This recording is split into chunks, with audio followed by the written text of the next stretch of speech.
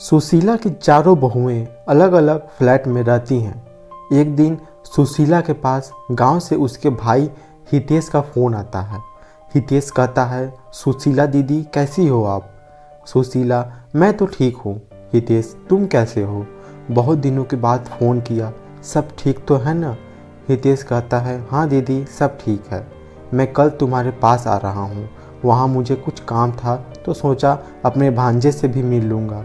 Phone cut जाता है और सुशीला दुविधा में पड़ जाती है। वह सोचने लगती है, बच्चे तो मेरे साथ में नहीं रहते, अगर भाई को पता चल गया कि मैं अकेले रहती हूँ तो वह बहुत दुखी होगा। खैर, अब जो होगा वो देखा जाएगा, आने दो भाई को। अगले दिन हितेश सुशीला के घर पहुँचा जाता है। वह अपने भाई को देखकर बहुत खुश होती है और सोच में पड़ जाती है। हितेश कहता है, सुशीला दीदी क्या सोच रही हो? सुशीला कहती है, अरे कुछ नहीं, तुम बैठो, मैं तुम्हारे लिए कुछ खाने के लिए लाती हूँ। हितेश, दीदी तुम क्यों ला रही हो खाना? तो आपको बहुएं लाएंगी, कहाँ गई वो? सुशीला ने हितेश को सारी बात बता दी। हितेश कहता है, कलयुग आ गया है दीदी, कलयुग 4-4 बेटे के होते माँ बेसहारा हो जाए, ये तो घोर कलयुग है। चलो मैं तुम्हारे बेटों से मिल कर आता हूँ। हितेश ऊपर चला जाता है तो देखता है कि सुशील के बड़े बेटे को शराब पीने की आदत होती है, जो अब बहुत बढ़ चुकी है। उसके 2 बच्चे हैं। बड़ा बेटा, मामा जी कैसे हो आप? घर में सब ठीक तो है? बड़े दिन बाद आप मिलने आए हैं।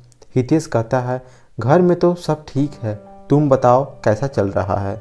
यहाँ सब कुछ ठीक है ना? इतने में उसका छोटा बेटा यानी सुशील जी का पोता हितेश के पास आता है, जो लगभग 6 साल का था। हितेश उससे पूछता है, हितेश कैसे हो बेटा, कौन से क्लास में हो? पोता, मैं तो अभी LKG में हूँ नाना जी। हितेश कहता है, अच्छा बड़ा होकर क्या बनोगे? पोता कहता है, मैं बड़ा होकर पापा की तरह शराबी बनूंगा। यह सुनकर सभी लोग भौचक्कर रह गए और रोमा फूट फूट कर रोने लगती है और रोते रोते बोली, अगर मैं अलग ना हुई होती तो ये इतने शराब नहीं पीते, माँ के साथ रहते तो इनको माँ से थोड़ी शर्म तो होती। अब बच्चे भी वही सीख रहे हैं जो ये सिखा रहे हैं। थोड़ी देर बाद हितेश ऊपर दूसरे भांजे के पास जाता है और वहाँ की हालात कुछ अजीब ही थी, जैसे चारों तरफ सामान बिखरा हुआ था, कोई साफ सफाई नहीं था। टीना सारा दिन सोती रहती या टीवी देखती रहती। हितेश से घर की हालत देखी नहीं गई और उसने बातों बातों में ही पूछ लिया। मामा जी की बात सुनकर टीना झट से बोली, टीना, मामा जी पहले सब माँ के साथ रहते थे ना, तो सारी बहुओं को ही एक काम करना रहता था तो काम जल्दी से हो जाता था। अब सारा काम मुझे ही करना पड़ता है तो समझ में ही नहीं आता कि कहाँ से शुरू करूँ और कहाँ पर ख़त्म। हितेश कहता है, अरे तो बेटा एक काम वाली को रख लेते। टीना कहती है, इनकी इतनी सैलरी कहाँ कि काम वाली को रख सके।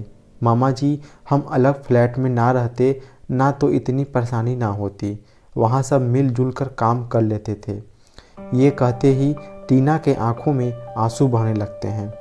हितेश वहाँ से भी चला जाता है और तीसरे बेटे के घर यानी तीसरी मंजिल पर पहुँचता है। वहाँ हितेश का तीसरा भांजा और उसकी पत्नी मीनू आर्थिक तंगी से गुजर रहे थे। हितेश कहता है, बेटा कैसा चल रहा है? तुम्हारी माँ ने बताया कि तुम सब अलग अलग रहते हो तो मैं आ गया तुमसे मिलने। तीसरा बेटा कहता है, सब ठीक है मामा जी, आप बताओ आप कैसे हो?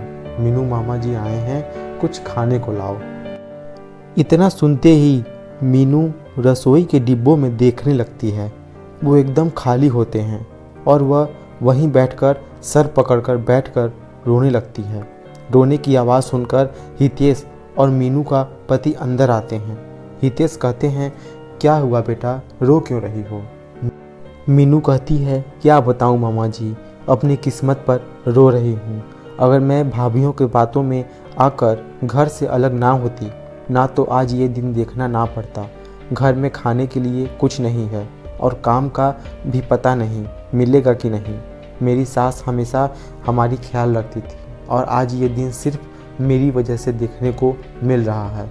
मीनू अपने किए पर बहुत पछताती है।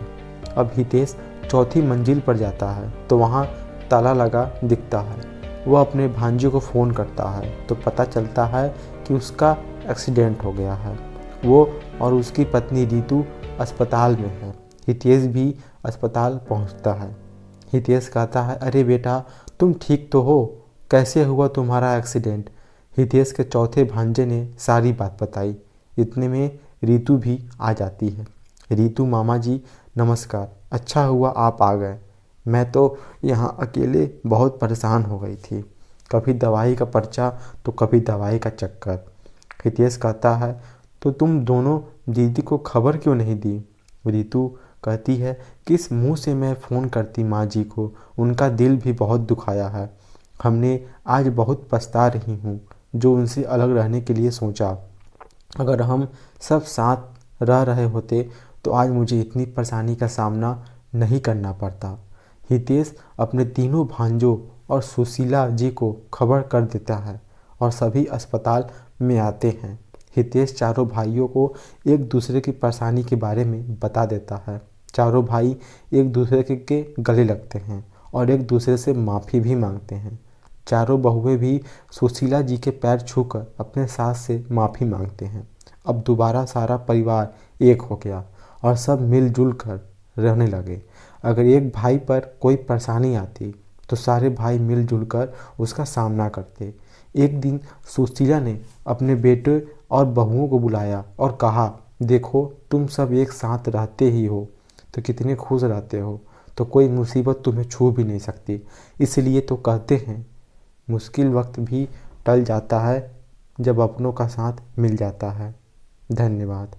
तो दोस्तों कहानी कैसी लगी हो, अगर अच्छी लगी हो तो हमारे वीडियो को एक लाइक ज़रूर कीजिएगा और हमारे चैनल में नए हैं तो सब्सक्राइब